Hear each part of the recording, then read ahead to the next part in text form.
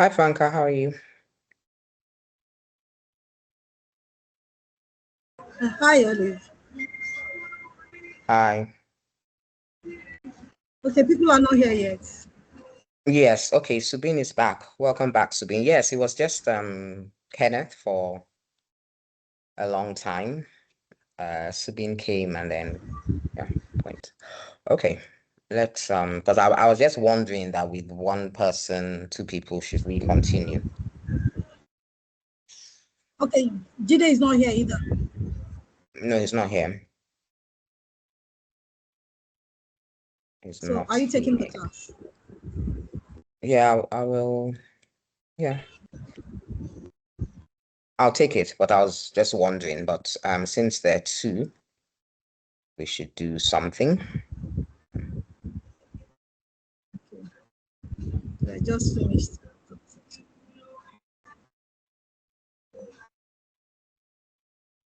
Okay, you're still waiting for some people to join. I don't know. It's already 4:25. I don't know whether I should just start. 4:25. People don't Yeah, I seem to be think coming. Kenneth even put a message on the chat. you should start because it will be recorded anyway. Yeah. Okay. Yeah. Okay. Okay. Let's All right. start. Okay. So you're all welcome, and yeah. Okay, the class will start now. 4:25 already. Okay. Okay, Okay. Olive, you have the floor. Okay. Thank you. Thank you, Franca. Yeah. So welcome. Welcome people for showing up. So we'll continue from where we stopped last week. Let me just share my screen. Subin. So before we go on, um, Subin, are you able to talk?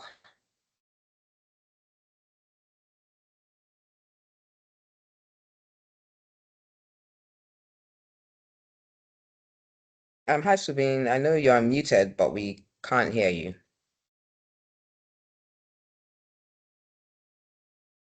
Hello? Okay. I just wanted to find out, is this your first class? Do you have any background in SQL before this training? So if you are able to talk, that would be good. Hold on, sorry. I'm sharing my screen. Can you see my screen, everyone?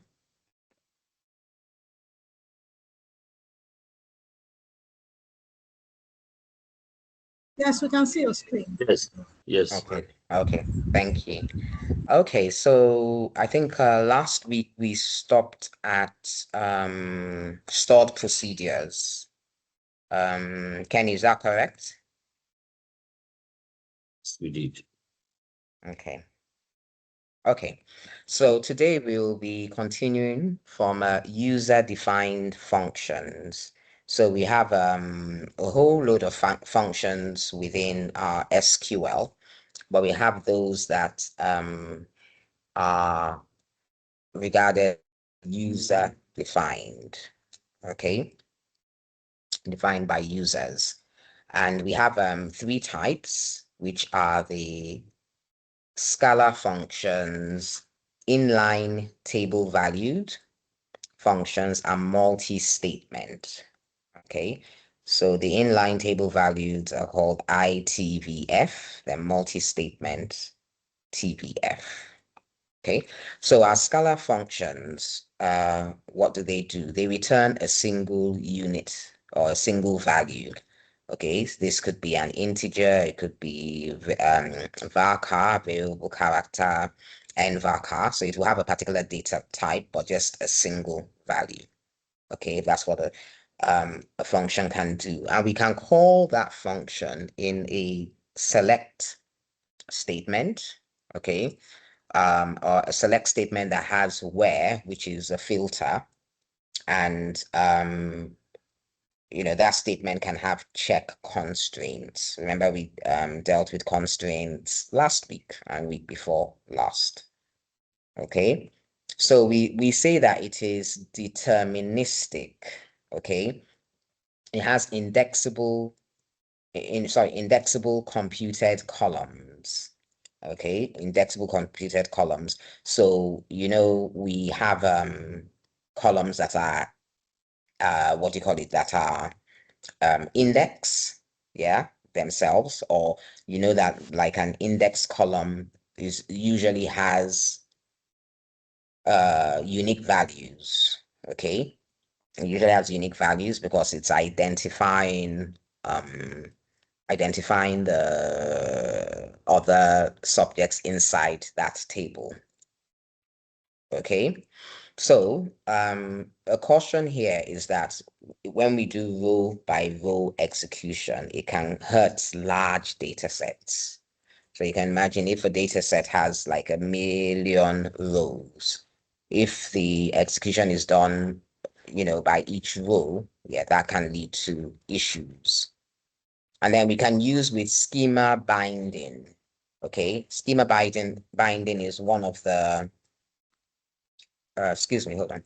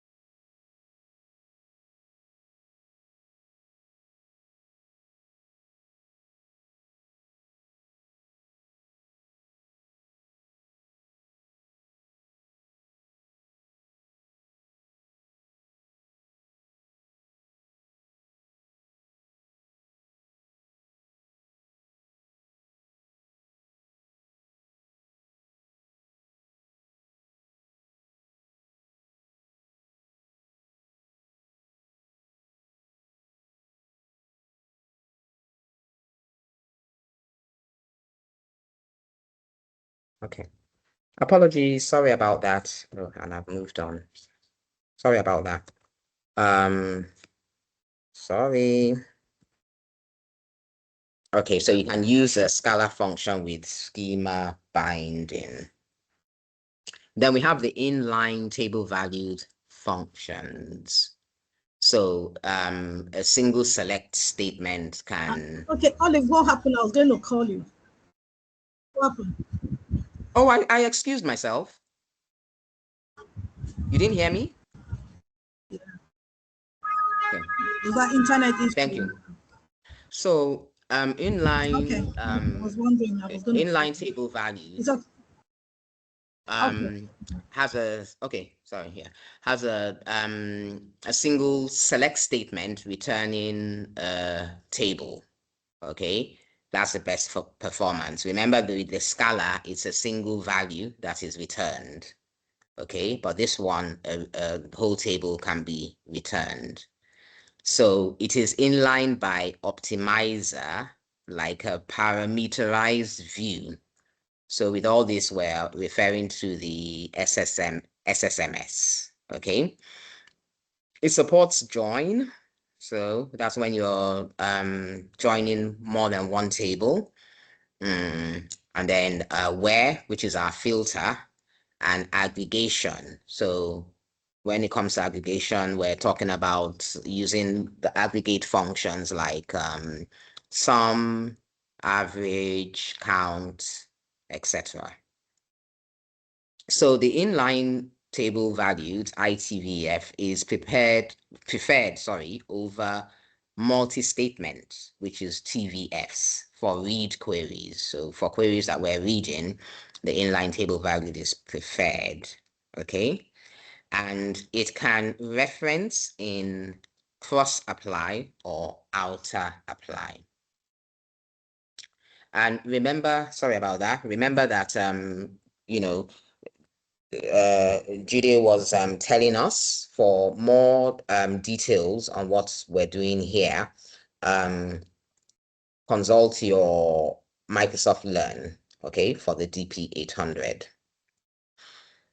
Okay, so we then have our multi-statement the user-defined function, which is also known as TVF.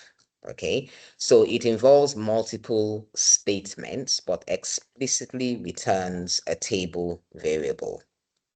Okay, inline TVF, ITVF is one select statement.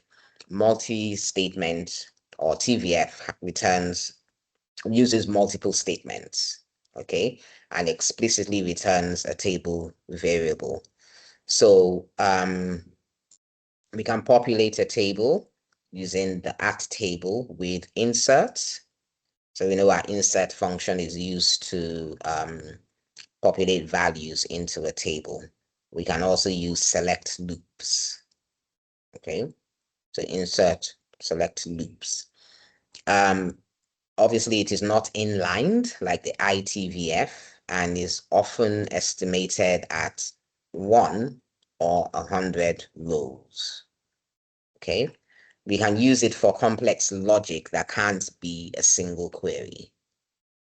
Okay, and then SQL Server with 2019 and higher, okay, has interleaved execution. So 20 and higher, the interleaved execution helps with cardinality. So cardinality is things like one to many, many to one, etc. Okay. So these are user-defined functions. So let's have a look at an example, a demo. Hold on.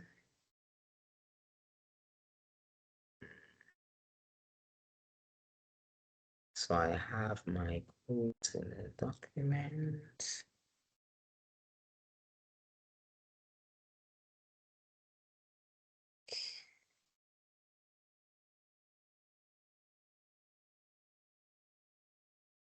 Okay, we'll be using this one. Let me copy it and also make it italic. So I know. Okay, so I'm going to go to my SSMS and come down to our database.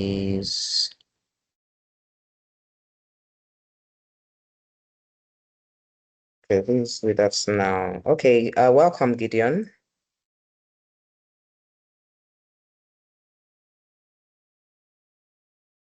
Okay, so let me open. Who do I ask here? Kenneth is here, Gideon. Okay, so I want to write a query in my SSMS. What do I do from here? I'm looking at a blank blue screen. What do I do? New query. Say that again. New query. Okay, that's Kenneth, new query. Thank you, Kenneth. Gideon and Emmanuel, welcome. I'm not sure, have you been here the last 2 weeks? And do you have a basic understanding of SQL? you can help me know, since the class is smaller, can be more intimate. Yes, Gideon. I would say I have a very limited knowledge. But I just know that the SQL is okay, SQL basic or something like that. Okay, so you've done SQL basic, so you know what a select statement is, right?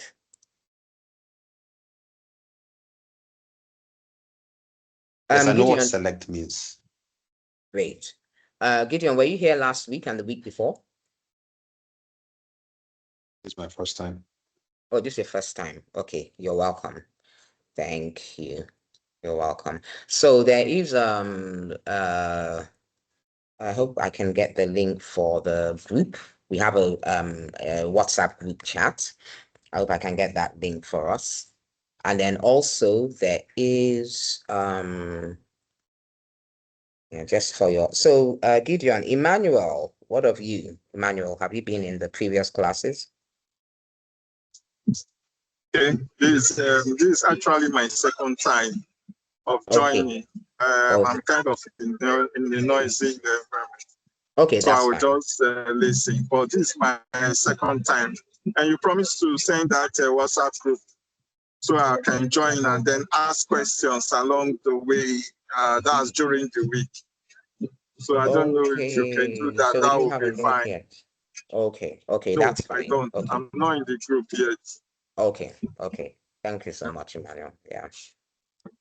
We'll do that. I thought Jide posted something, put the link last week on the chat. Okay, so Kenneth said we should click on new query. So this is where new query is. Once you click on that, it opens up a window, a query window. Okay. So basically this is where we would write our queries, our SQL queries. But so that we can move quickly in class, we already have some queries ready that we'll just paste into the window. Okay. Okay, I have a question. So that question is this. Let me post my query first. Okay. If we run this query as it is, if we run this query, is it going to give us an error message or not?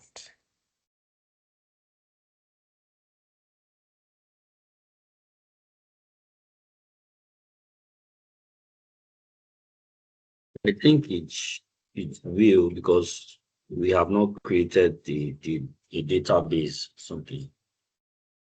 Okay, who is this? It's Ken. Okay, kind of. Okay, you said you haven't created the database. Okay, most of what we're working in will be within the database that we've created. I think from last week and the week before, we had the same database, and that's the DP800 demo. Yeah, that's the name of our database. So with that information I've given you, Kenneth, do you want to stick with your answer or change it?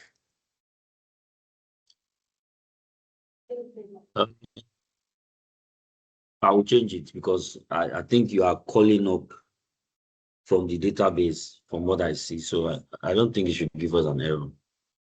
You don't think so? Okay. Gideon and Emmanuel, I don't know whether you want to attempt, but there's something I'm looking for here. Okay, so I always say when using SSMS, SQL Server Management Studio, we have this tick right here, tick tool called pass. What it does is it checks whether your code is has any errors. Okay, and then if it says everything is good to go, then we can click on execute to run the code. So here I can see that it's already complaining. Squiggles under the, what are these?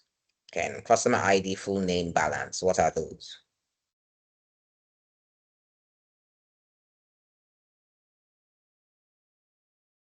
Fields, the database fields. The database what? The fields in The the fields. database. Thank you. The fields. What's another name for fields? Maybe somebody else can help. What's another name for field? And it's the table fields, the table. Okay. What's another name?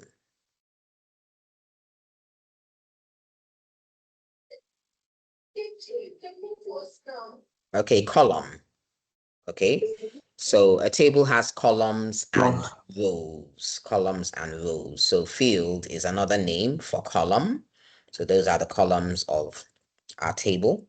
And record is another name for row. But so field is a column, record for a row. Okay. So there are squiggles here, and there are squiggles under this is our table name. You always have to mention the table where all these field data is coming from. Okay, so let's run it. Kenneth says it's going to work, but first of all, let's even do our tick. And it says, okay, so there's no error in the writing of the code. But let's click on execute. Okay, we see some complaints below. Okay, it says line 3. Invalid object name, customer. So the name of the table is customer. The schema is DBO. So it says invalid customer name. It's saying that there's no, invalid object name. It's saying there's no table like customer. That's true. And then also line 5, customers with balance 15.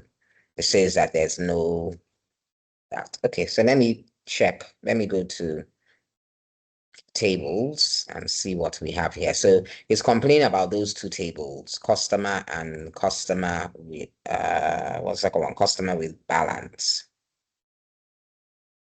Okay.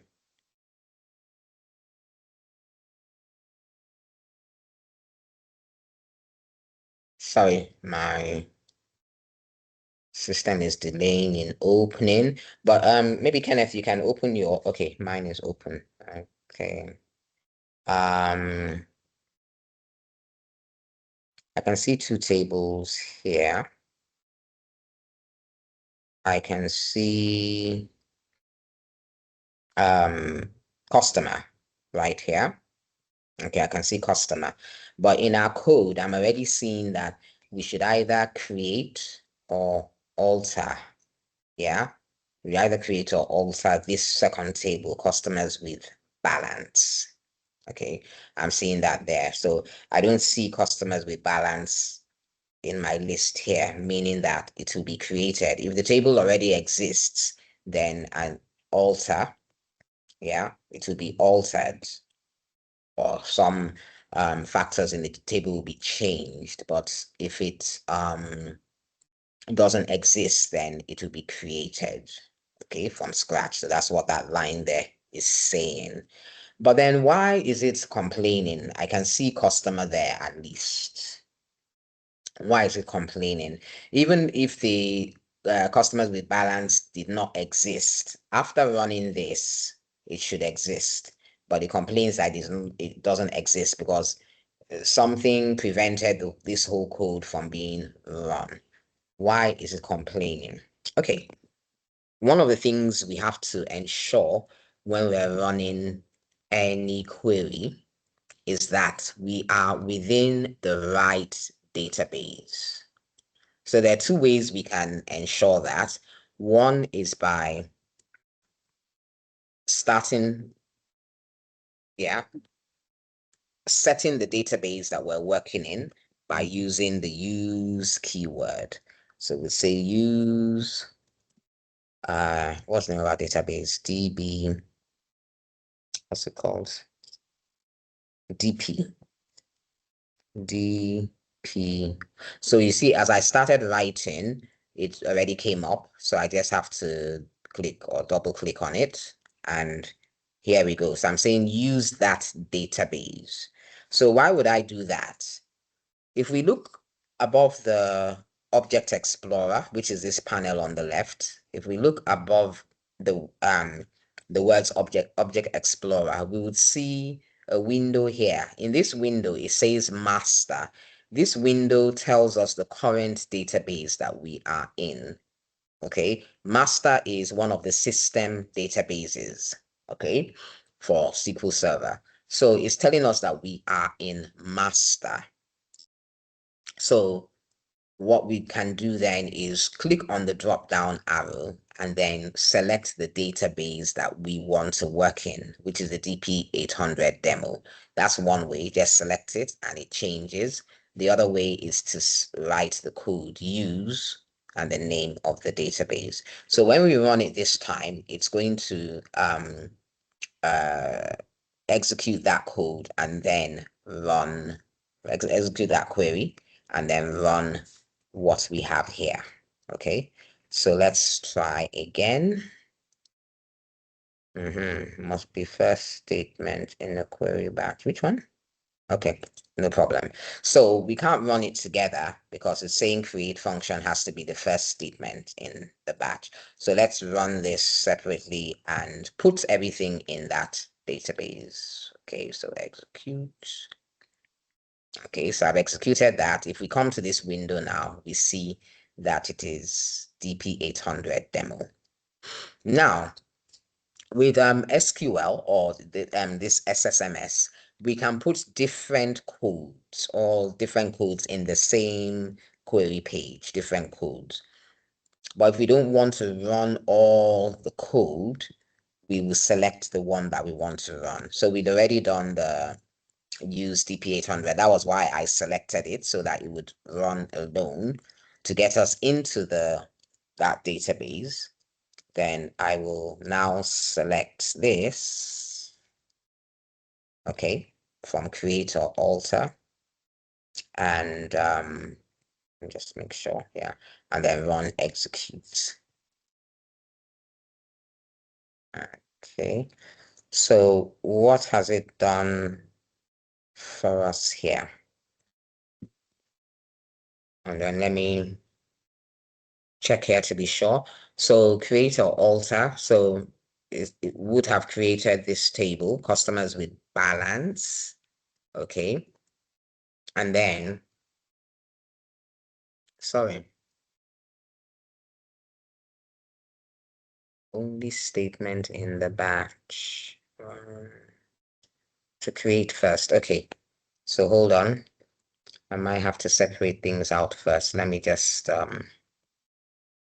right click. It's okay for you to have errors. Yeah. It's okay.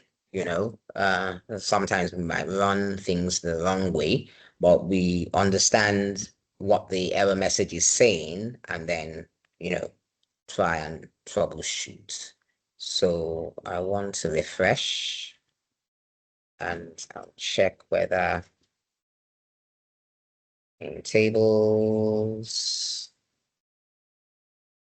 Okay, so it wants us to run create first. Okay, so let's run that first of all.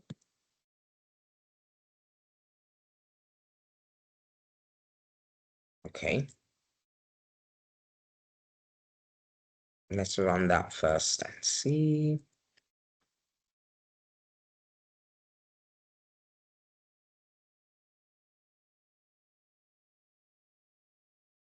Okay. Near the bracket. I will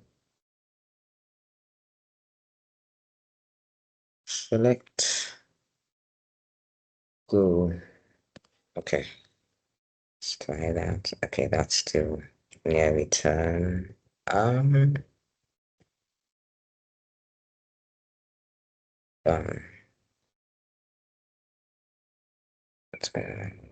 Okay, so that worked. Our create, so we should have our new table now. So this returns a table, yeah, and then select and go, although it hasn't shown us select. Okay, let's just check that the table is there. Click refresh. Tables.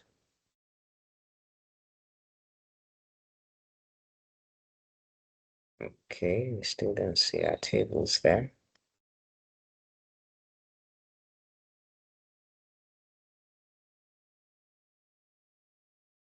Because we need customers with balance before we can run this. Hold on, let me check whether it will run.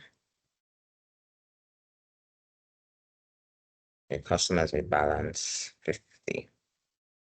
Okay, so that ran okay, but DPO customers with balance, but I can't see the table here. Customer ID full name balance. So it will be the same as the customer table that has customer ID full table balance created at email. Okay. Yeah, so we need this table. Hold on. Was it a view? Okay, it's a view. Okay, there you go. Right here.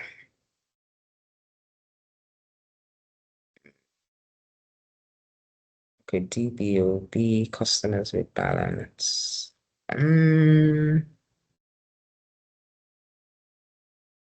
Customers with balance. Okay, so I can see it as a view, but not as a table. Let me do something. Those are two different whatever. Yeah, so that shouldn't run. Sorry guys, just trying to, yeah. So function, just hold on. No.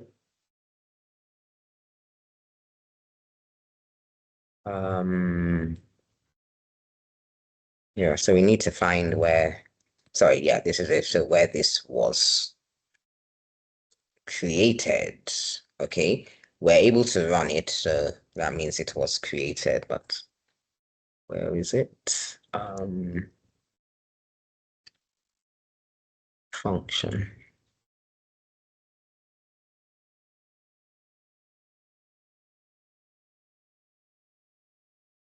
People.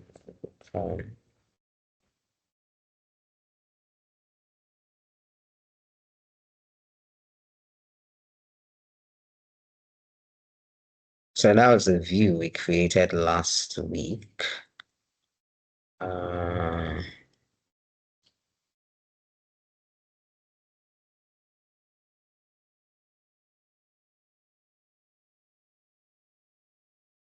But our tables are not there.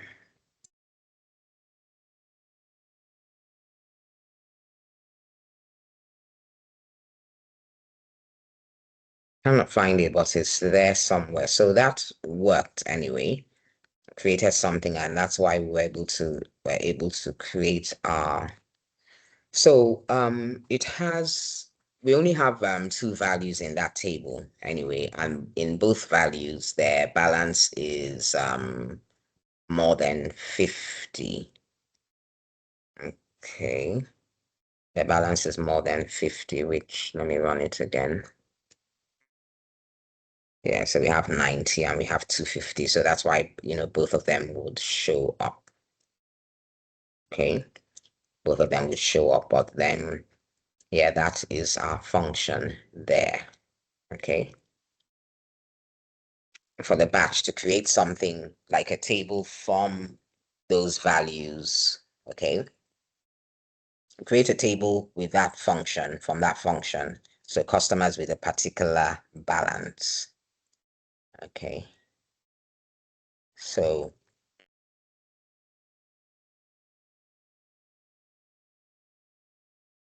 that is our function returning a table. If we go back to our slides, sorry about that. So if we go back to our slides, we'll see that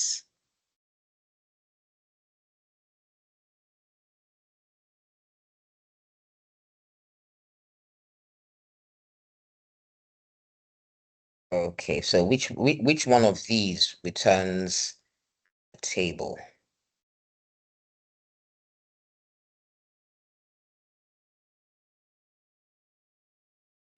Online table Inline. valid. Okay. Inline and also the multiple, correct? The TVF as well, the multi-statement yes. also returns a table or a table variable. Okay. So we ran it, we didn't populate with any data. Okay. But we just ran it. So it's more the inline, as you said. Okay. More the inline function.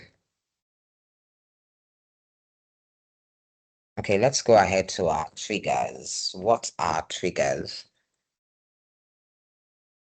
Okay, so triggers automatically respond to data modifications or database events.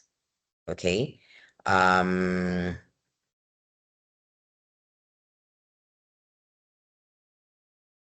I'm trying to think of some examples. If you have a table of data, okay, yeah, if you have a table of data, sometimes maybe data that is not meant to be touched or modified, yeah. For instance, maybe payroll table that has the employees and how much they're meant to earn. It could even be, bank data, people's balances, etc., etc. It's good to use triggers, okay, to ensure that nobody does anything. So those triggers can be set up by a database administrator, for instance. So a database administrator is the one who looks after the databases, maintains the databases. So they also deal with the security of the databases. So these kind of triggers can be set up so that if someone goes to make any change, the change is logged, the time the change happened or was made is logged, and even the identity of the person who made that change. Okay, so they use triggers to what do you call it, to achieve this. So we have three triggers here: DML, DDL, and logon triggers. Okay, so hold on, please. We use the name, we use the word fire, yeah, just to say that the trigger is like activated or is fired. So for the DML trigger, it's called after or instead of. Okay, so after or instead of. Okay, so it is fired when an insert into that table takes place or an update is made to that table or there's any delete. You understand, the deletion of a row or rows or anything. So either of the three, insert, update, or delete, any of these happen, a trigger can be fired. Okay, so those statements, the insert statement or query, update and delete, they're called DML.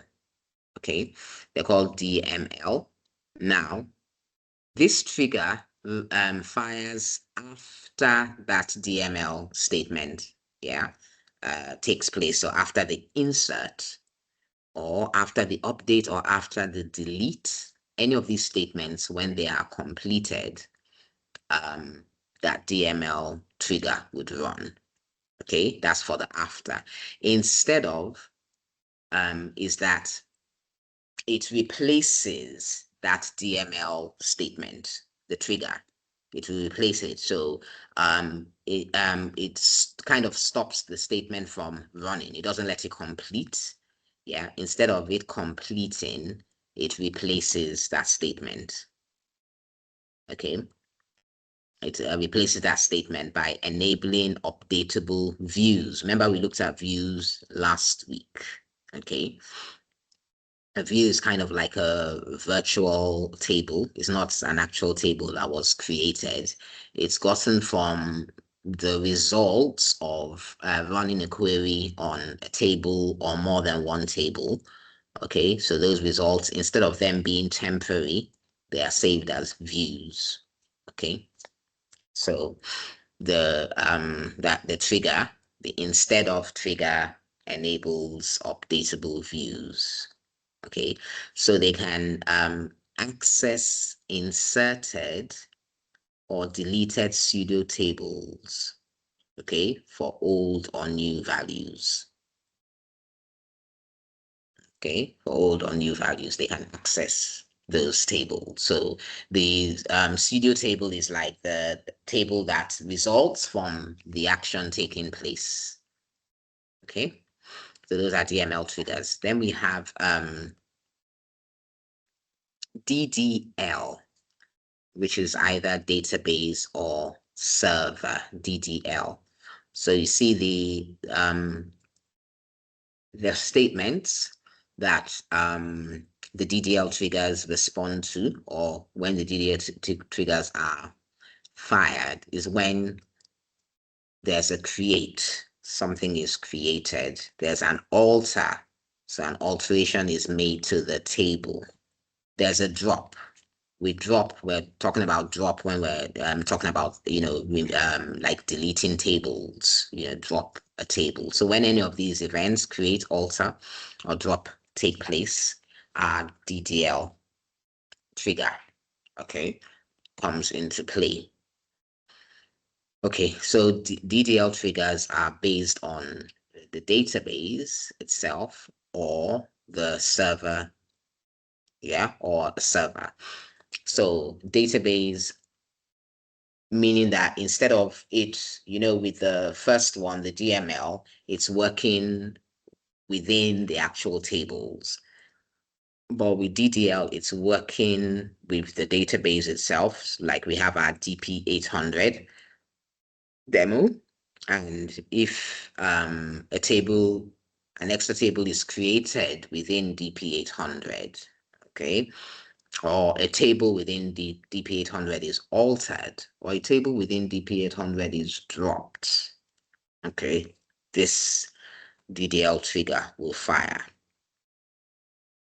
And then we have event data. So if there's an event, any event data function, the event data function returns XML with event details, okay? So the event data is the, remember that the create, alter, or drop, they are events, okay? So then we have our function, event data, that returns an XML file. And that XML file has the event details, the details of what happened, whether it was a create, whether it was an alter, whether it was a drop.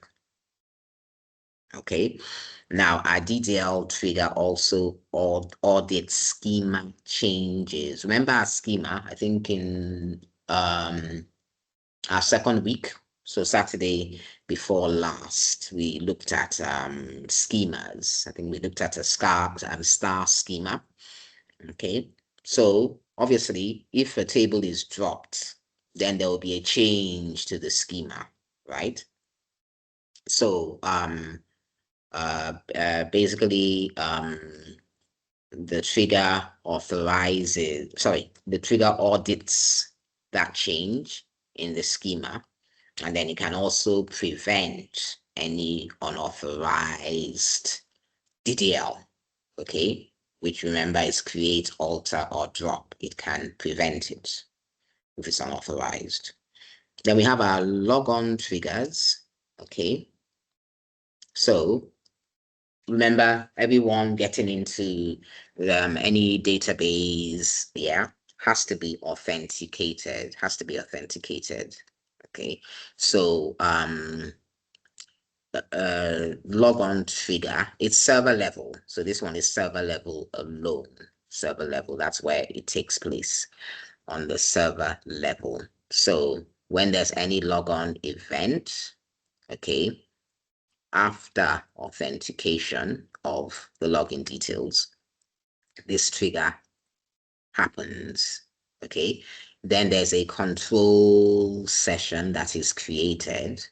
Okay, so that's like session information based on the time that login was made, the IP address that the user that logs in came from, and the count. Okay, the count of entries. So somebody from an IP address might be trying to log in 10 times, right? 10 times after maybe there's a refusal of the login. So the count of the number of times the person logged in, the IP address, the times are all logged, okay? Or sessions are created for those, okay? And a logon trigger too can limit the number of sessions per login. Yeah, so per login details. Sometimes it limits it to just one. So if somebody is logged in with an email address somewhere, the person can't be logged in another place. Okay. That would be regarded as another session. So a logon trigger can limit that. So I'm sure you might have seen some of this in real life. This is what happens. Okay, because you know that all login information, etc., your username, password, all that are stored in a database. Okay, so but the issue that this trigger can have is to lock out all users, yeah, if there's a problem with it. So it has to be used carefully. Okay, so what are best practices to keep the trigger logic minimal? Okay, avoid nested triggers. So nesting is like having different levels. Okay, so in your trigger code, you have different levels. So in most coding languages, you have nested levels. Okay, so a best practice is to avoid having a nested trigger. Okay, and also don't rely on maybe just the trigger firing order. Don't rely on that. Use other ways to determine if there are any issues. So temporal tables can be an alternative for our audits. Yeah, temporal tables can be an alternative. And we can also test the trigger with multi-row operations. So those are our triggers. Escape. And then we have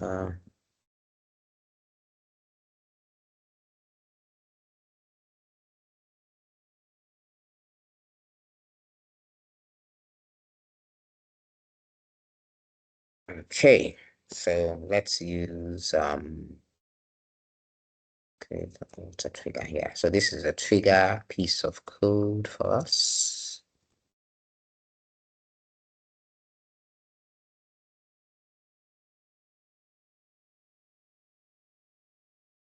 Okay, are you all with me? Any questions? I know, especially for those that are new to this, you know your basic SQL. This is obviously more advanced, involving a lot of things. But as I mentioned, your Microsoft Learn, I was going to show you that actually. Just hold on, let me open up a browser. So if you search in your Google browser, search for DP-800, DP800, and then just Microsoft, it will open up to give you a list of so that's the course DP800 SQL AI Developer Associate. That's if you do the certification, that's what you would get. Okay, so let's see, come down here a bit. You see Microsoft Learn. So where you see Microsoft Learn, Microsoft Certified SQL AI Developer Associate, just click on that link. You have all the information about the certification, and then you also have some courses that you can go through or topics you can go through under that.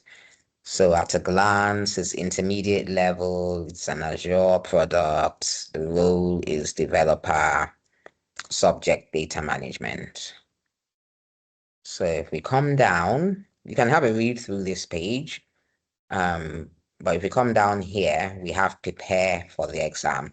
There's even practice for the exam. So you can use their sandbox, which is like a practice SSMS. Okay, so you can use that. And then information about the exam, how long the exam is, the exam policy, and all that. Then schedule the exam. Okay. I'm not sure whether we all know that if we do complete this training and work on a project, you should be able to get a voucher that allows you to do the exam for free. So I'll encourage us to work on that. Okay, the voucher should give you some months to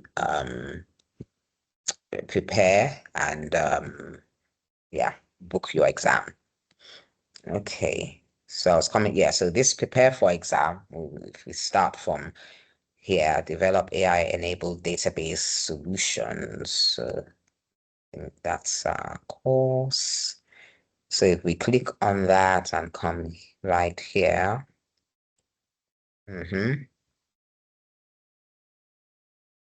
let's see, we have so all this is part of the syllabus, starting from design and develop database solutions, secure, optimize, and deploy database solutions, implement AI capabilities in database solutions. 3 modules, 4 modules. I think the first one is 4 modules as well. So you just click on start and start again. So, it just, you have your courses and everything. Now you can choose your preferred content format, either video or text and images, whichever one suits your learning style. So just read through them, go page by page, next.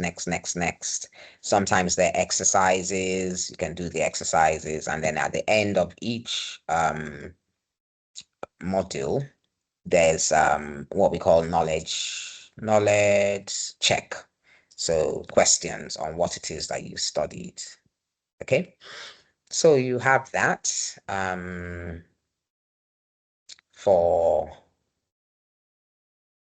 preparing for your exam. So let's come back to SSMS.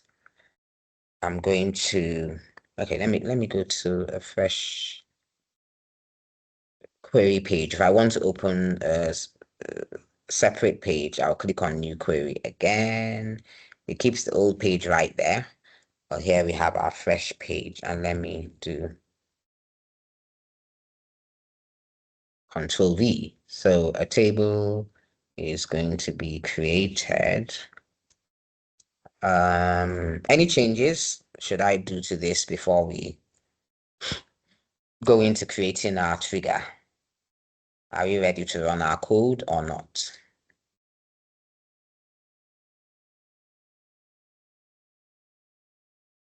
we want to add the use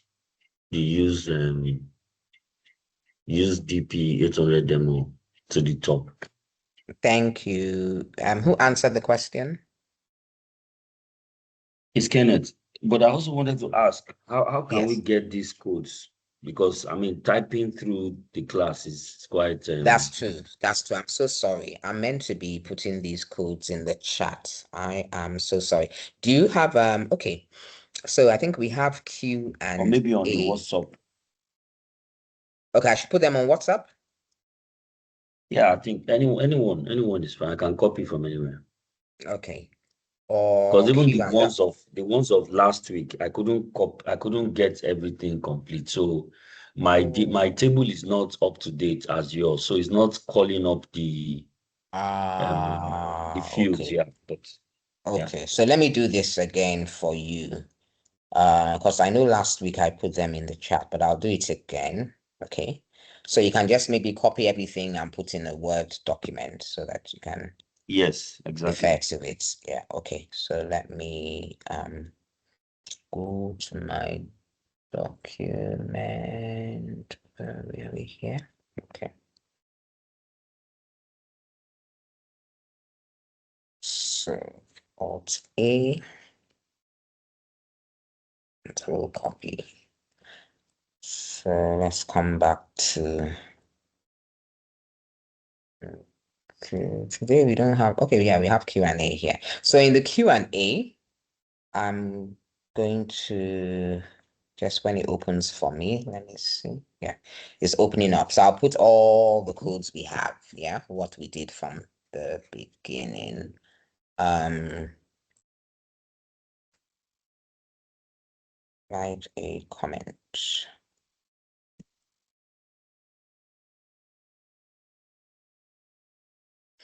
Meant to put hold on.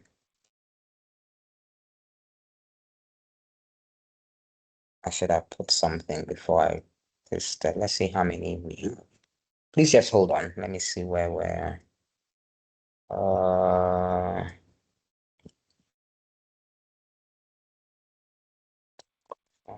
insert on my database. Okay, some of them have comments. Some may not. This one, I think I'll just put the comments as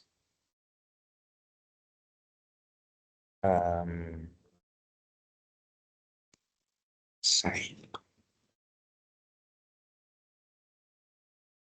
So please hold on. Let me just charge mine.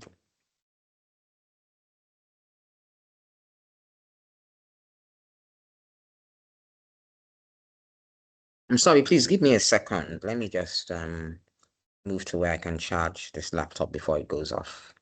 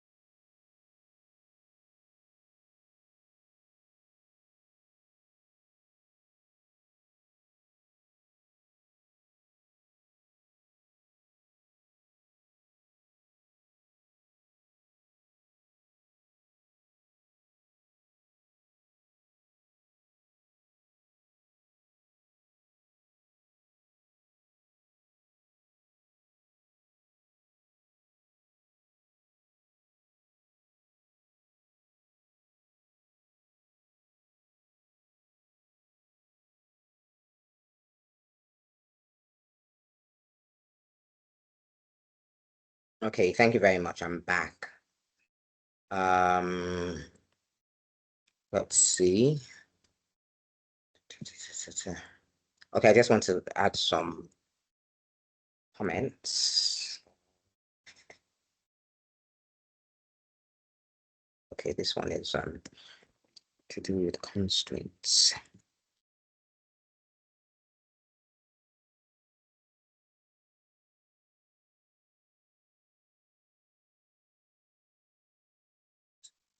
Sequences.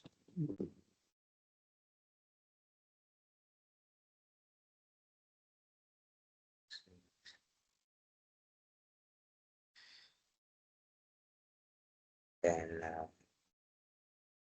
views, stored procedures, views,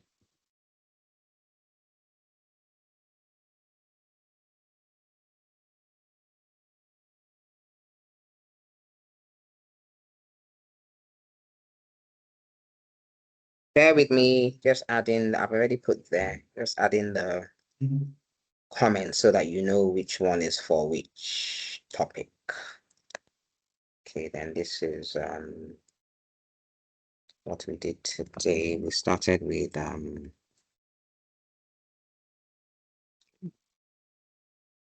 user defined functions. So we said this one is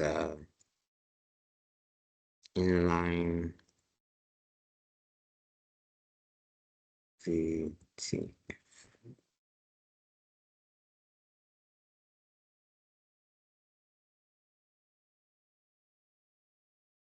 Then now come down to trigger.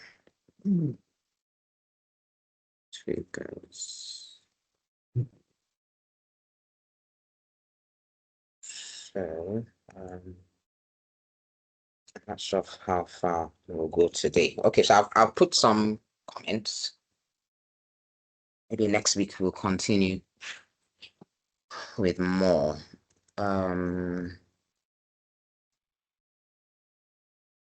Okay. I noticed that Gideon and Emmanuel are on hold, so they're not here. They're somewhere else, but that's fine. Let's go on. So Kenneth, I've put it in the chat. Can you see all the codes in the chat? Yes, I'm copying it. Okay, so maybe great. the next ask will be the slide and the recording of the class. Although I attended the last two classes, but I think it was the first one I made, the very first one also. The very first one, okay. Yes, because I Okay. think the Power BI class, they sent the YouTube recording and it really helped. Oh, good. And then she Okay. also sent her slides as well. Okay. So I don't need to just jot down the notes. I just run through. Thank you.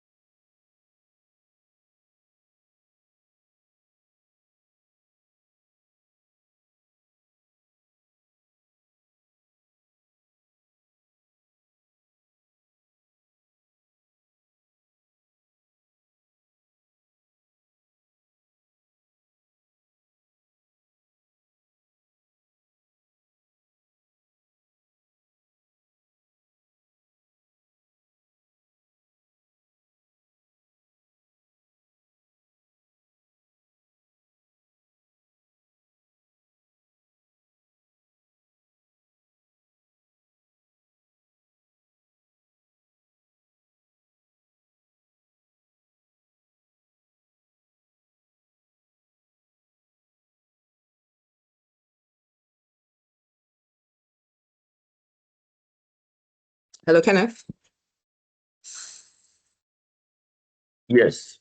Sorry about that. Sorry about that. My plug was not plugged in well, so it still went off. My apologies. Yes, you were talking about the recordings. Okay, I'll get those to you. Okay. Yeah, I think there are 2 available. You said you attended last week and the week before, but not the very first one, right? Yes. Okay. Okay. Yes, but even though I did, Yes. the very Yes. first class I actually attended, but I can't really say I really understood it. But from the last week on was a bit more explanatory. So I would Okay. really love to go back to that recording if it's possible. Yeah. Okay, no Because problem. by then I think I'll get it more. Yeah, no problem. And the slides. I'm not too sure about the slides though. Okay, Because no issues yeah, about that. because the slides, I think they're Microsoft property. So yeah, that might be difficult, but at least with the recording, you can have a look at it and yeah, when you go over them. Okay. Sorry about that. So yeah, so you've been able to copy everything, right? So where were we at?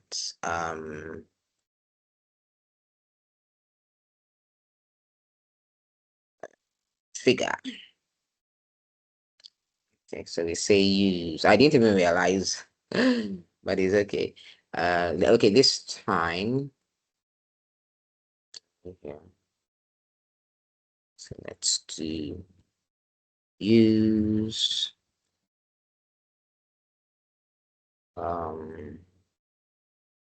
There's our database.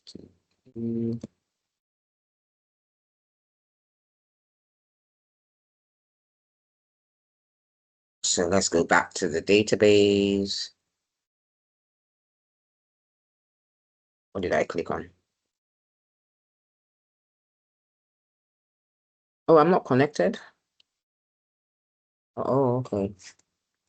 And I went up there. Okay. So we are now in the DP800 demo. So if we create our table, it's the customer audit, then create a trigger. So let me do it bit by bit. Let me create the table first.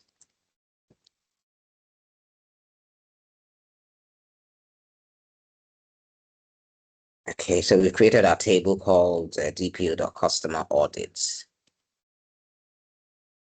Come to tables and refresh. Okay, so that's the table here on the left. Yeah. And DPO customer audits. So now let's create our trigger. We don't already have a trigger. Okay, so you can create that trigger, and then this means, we'll do that as well. So our trigger, this is the name of our trigger, dpo.trg. Okay, we're creating it in the customer table. Then it's the trigger will be created when there's an insert. So after insert, as insert customer ID action. Okay,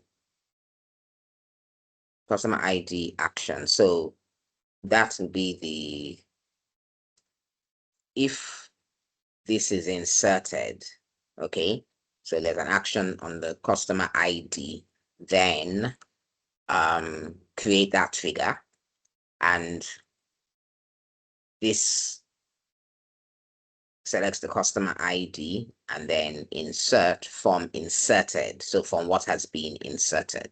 Okay, so we can run that trigger from there and then insert full name and then values, and then select from the customer audit table. Okay, so we've created our table already. So let's go to our trigger from there, the way here. Okay.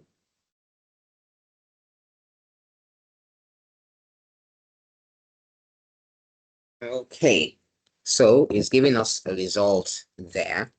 So it created our trigger, which will select the customer ID of the person. Okay, select the customer ID of the person, and so in that trigger, you know, basically we're saying that after the customer has inserted the value, yeah, we'll get the customer ID of the person and the action that the person did. Okay, and the action that the person did, and then select that customer ID. That's display the customer ID and display the word insert, because for this particular trigger, it is when somebody has inserted something. Yeah, so the action will always be insert. Okay, action will always be insert for if the person inserted. Okay, because of how we've written the trigger. Okay, after insert, it could be after delete or after update. Remember, that's what we looked at there. So yeah, so this is just a log, you know, of who inserted that data, their ID, who had the action was insert, and the time. This is the time at which they inserted. Okay, so that's why we then have insert this full name. Have we run that one? And values, we haven't run. I thought I selected that as well. And then select from customer audit from insert. Okay, let me so I'm meant to insert these values. Select from. Let's see what we did there. I can't remember whether I selected this last line. Let's see.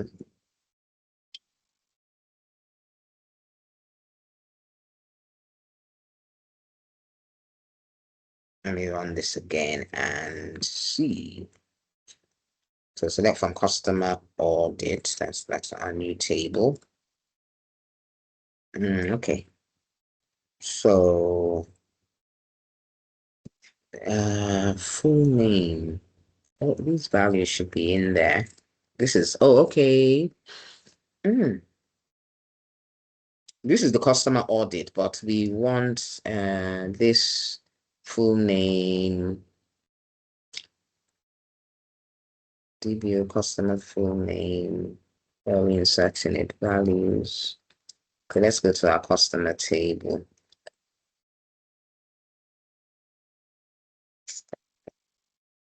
It shouldn't be in our table. It should be the person who inserted.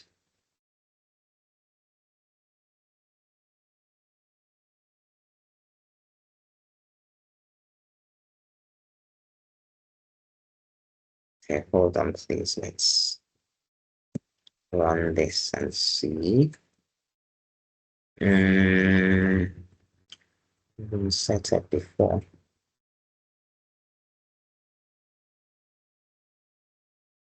Okay.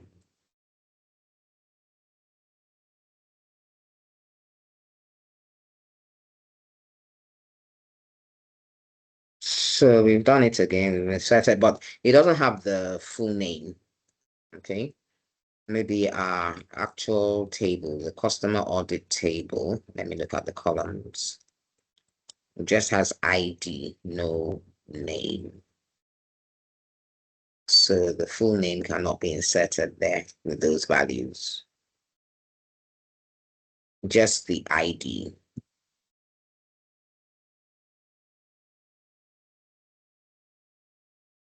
DBO customer.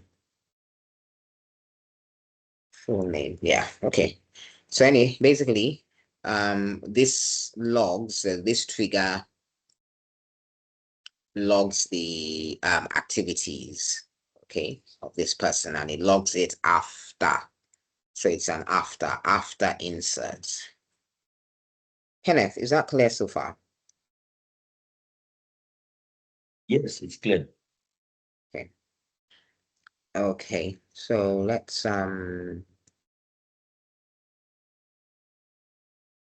so that was our trigger, customer audits. Trigger.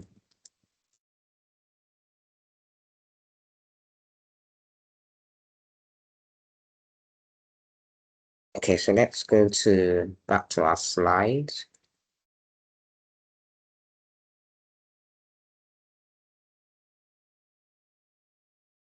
Okay, so triggers was the last one. Then we come to writing advanced T-SQL code. As if those weren't advanced. Okay, so hold on, let me put my slide show. What we call CTEs, we'll be looking at window functions, JSON processing, regular expressions, fuzzy matching, graph queries, and structured error handling. How much time do we have? Okay, 17. Maybe like 17 minutes or something. 17 minutes, okay, thank you. Okay. Sorry, so let's have a look at CTEs, which stands for Common Table Expressions and Correlated Subqueries. Okay, so our common table expressions. In a common table expression, we can use a with clause. Okay, and this defines named, temporary result sets. So, result set is, when you run your query, the results that come up. Yeah. But we know that those results are temporary. But our with clause can work with those temporary result sets. Yeah. While that query is running. So our scope, what we tend to use is a single select statement or insert or update or delete. Okay, so a select statement, an insert statement, an update statement, or a delete statement. Then we have what we call recursive CTEs. These are for hierarchical data. So when we have things like organizational charts, BOMs, tree, traversal, okay, kind of branched. So tree traversal is to do with branching, just like we have our organizational charts, we have branching as well. So for that, we can use recursive CTEs. Okay.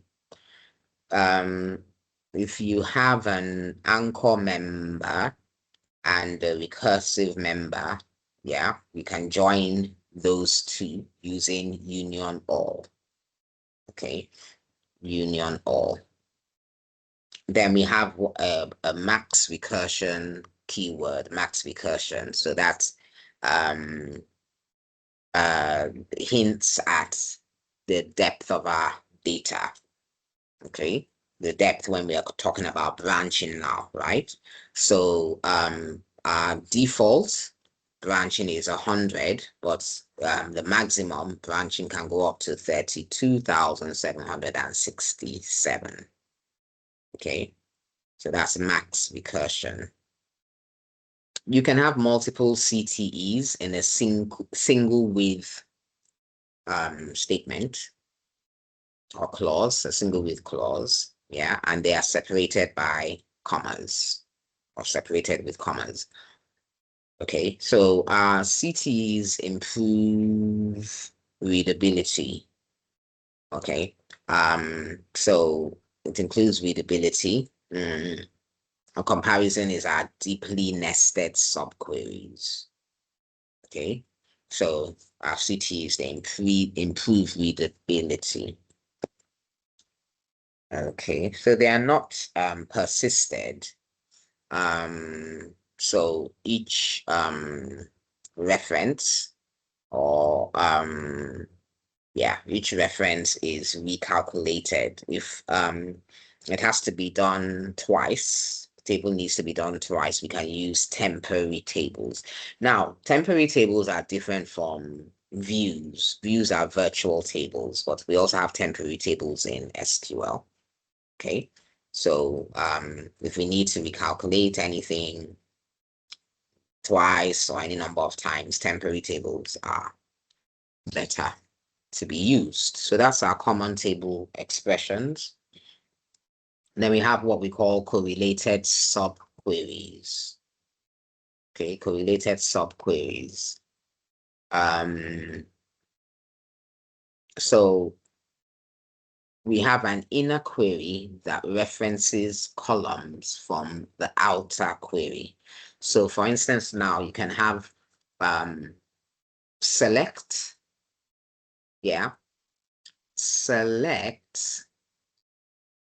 star or a column from. Then after the from, instead of using putting the name of the table, you put another query. You understand? So instead of putting the table, you put another query. So then you have a query inside a query. So that query that is inside the main query, that inner query is called a subquery. Yeah. So that subquery references some columns from the main query, right? But because it's a query again within a query, it's called subquery. So correlated subqueries, they execute once per outer row. Okay, they execute once per outer row. So we have to watch for this O and then N2. So O is our outer row, then N. So our outer query is the main query. So this O refers to that, and then N2 refers to the subqueries. Okay, to our subqueries. So we have exists and not exists for semi-join patterns. Okay, they're called semi-joins, not actual joins, but like subqueries can be used instead of joins to get our particular results, and these are called semi-joins. Then we have row by row comparisons.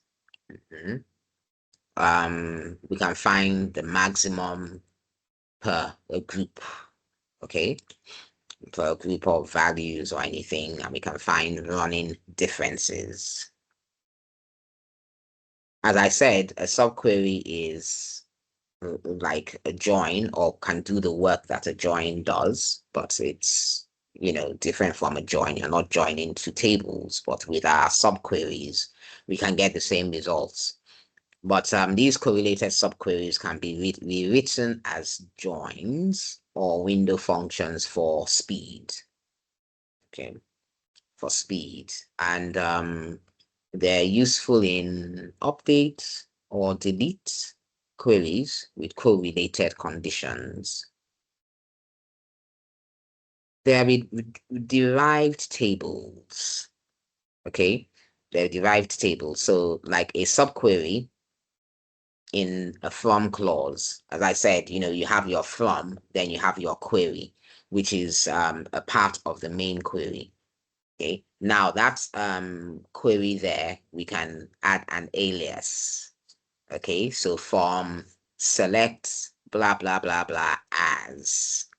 Okay, you can have an alias for that, for the subquery.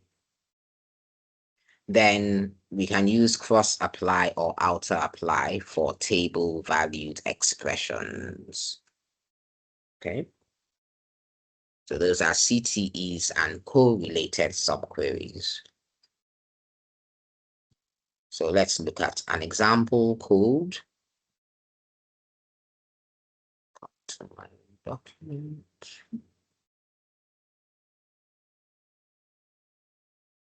So is this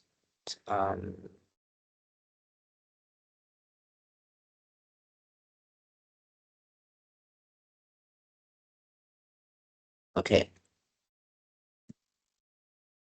So remember we were talking about with in what we just read and union all, okay, and then our n, okay, our n2. So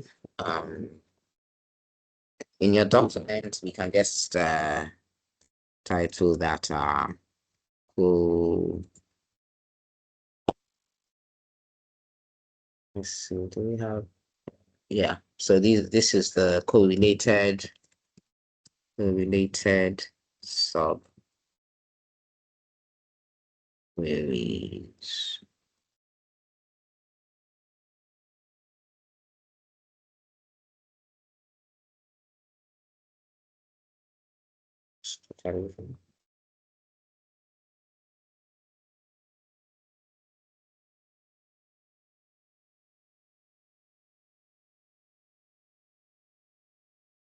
Something to see, hold on. Okay, we have our union all here. Okay, so let's come back here and add the next bit of code.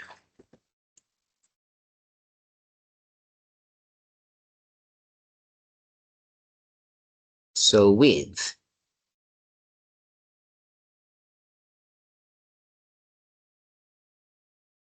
CTEs. So with numbers as, okay, so we're using with here. That's how we're starting with numbers. To my 2 dashes for comment. So with numbers as, and then we have our subquery here. Select one as n, union all, join all of them, still within that subquery. So select one as n, union all, select n plus 1 from numbers where n is less than 10. Where n is less than 10. Okay, so with numbers as is like our alias, right? So select one as n. So the number 1 will be n, then union all, join them, then select n plus 1. So we're going to have 2, then 3, then 4 from numbers, okay, where n is less than 10. Then select n from numbers, and then our option is max recursion 100. Remember, we have 100 as the default, but it can go up more. So let us run this. See what we get.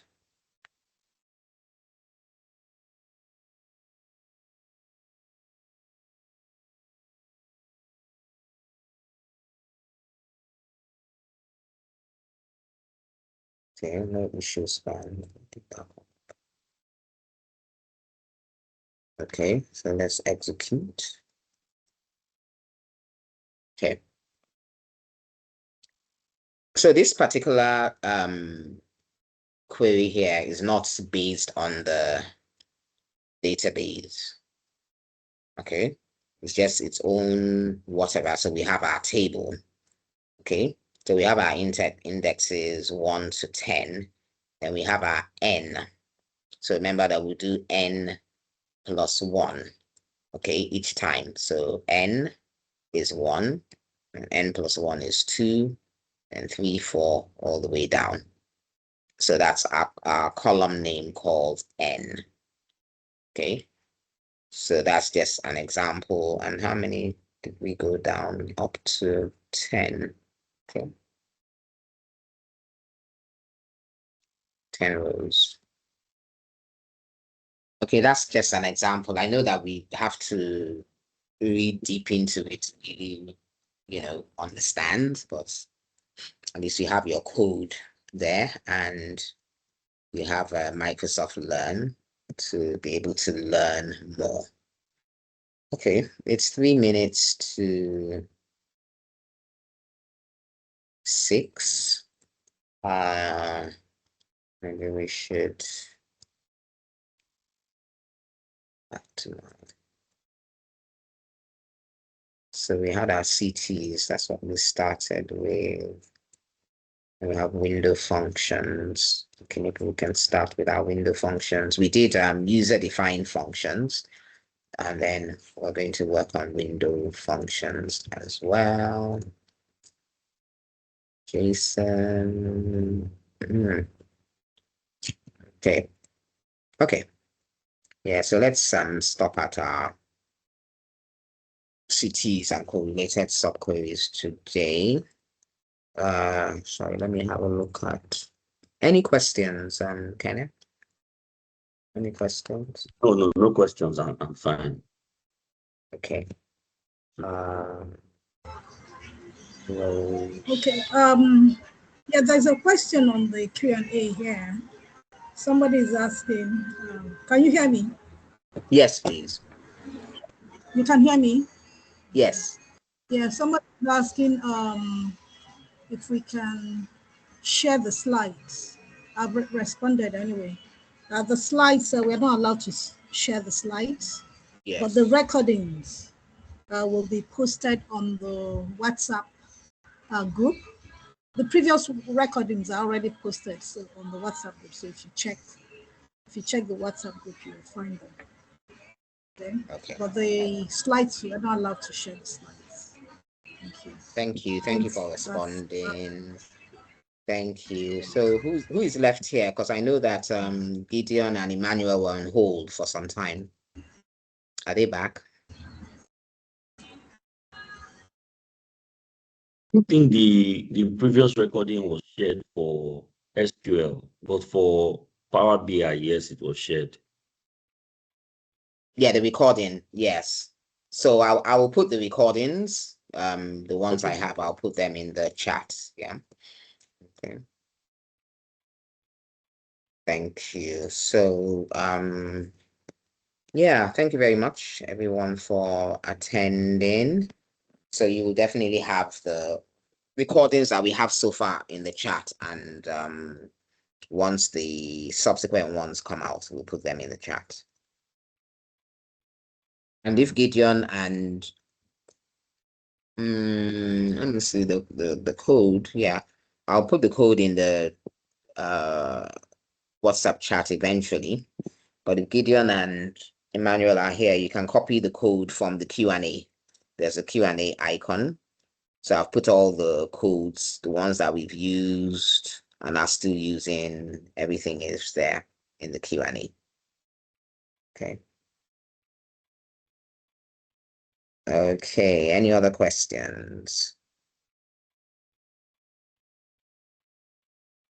None? Okay. Frank, are you here?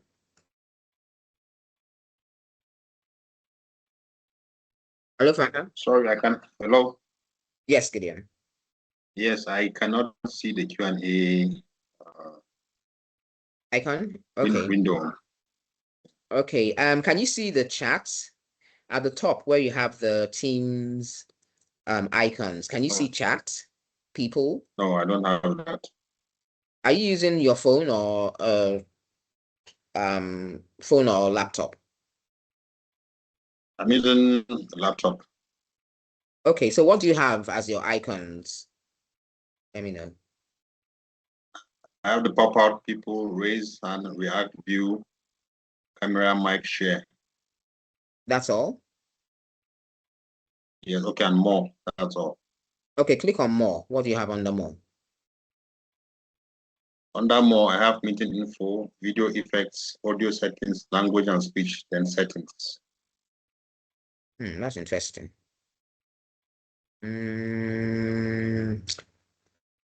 I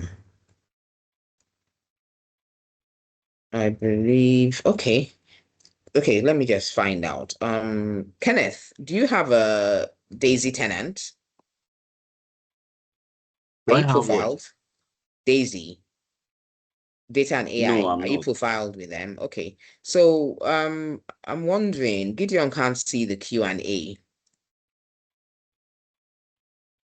But Gideon, can you see the chat? No, there's no chat No option. chat icon either. Yeah, Okay, let Are you me. using your phone? No, he said I'm he's using using my his laptop. Oh, I'm not sure why. Let's see. This person's org has either been blocked. Yeah. Let me see, Gideon. This Or can you person share isn't your using. screen? Oh, Can okay. you share your screen? Teams. So how did you join? Kenneth, how did you join the meeting? Was it through a Teams app or the browser? I joined through the Teams app. Okay, Teams app. Teams app, yes. Okay. Gideon, how did you join? With the browser? So through the Teams app. Teams app as well. Yes. It's giving me different messages. So for you, Gideon, it's saying this person isn't using Teams with an org managed account, organization managed account. So Gideon, are you using your personal Teams? Yes. Okay. Do you have any organization account, Teams account? No. No. I used to have one, but they have closed that account. Okay. Okay. That might be the reason. That might be the reason you can't see it. I don't know, because it's saying that you don't. Even though for Kenneth it's saying, this person's org has either been blocked by yours or their org has blocked yours. Whatever the case may be, but Kenneth joined through an organization account. That's like joining through a work account. Okay. Um. Gideon, are you in any other training with DAISI? Any Sorry, other you said? one? Are you in any other training with data and AI? Or is this your first training Yes. ever? You No, are? I do attend the prompt meetings and the prompt training to do Which on meeting? Tuesdays. Sorry, which meeting? Yes, the training on what do you call it? Prompt engineering. The one you did on, Okay, or the one on you're doing on Tuesday. Tuesdays. On Tuesdays. Okay. So, Yes. but you've not requested to be profiled, Yes, I have. and have you not been? I have.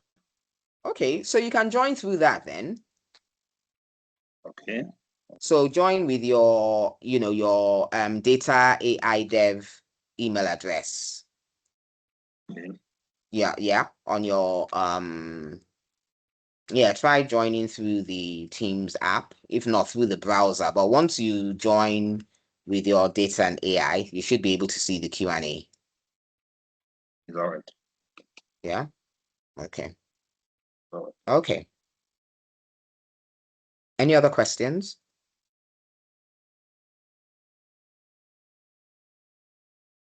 Thank you very much. You're welcome. Okay, so thank you very much for attending today. Keep an eye on the chat for any updates, and we'll see you next Saturday. Enjoy the rest of your weekend. Thank you.